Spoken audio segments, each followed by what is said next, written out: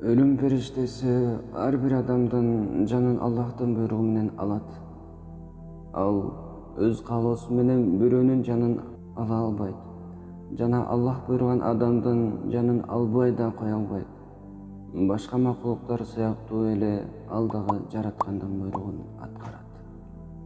Бир жолу Аллах Таала ага көрөр күнү ичер суусу түгөнүп, ажалы жеткен бир аялдын жанын алууну буйруду.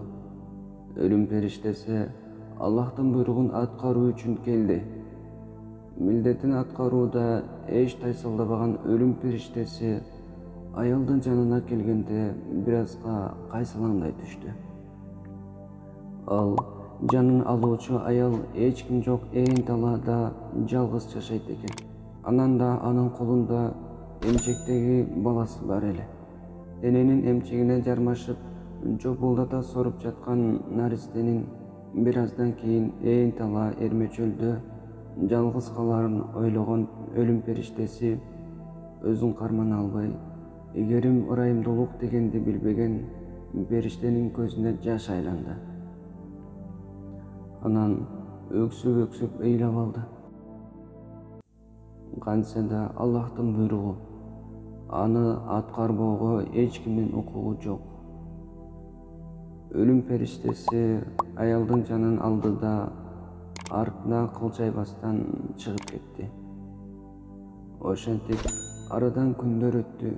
Күндөр айларга, айлар жылдарга айланды. Ölüm периштеси милдетин аткара берди.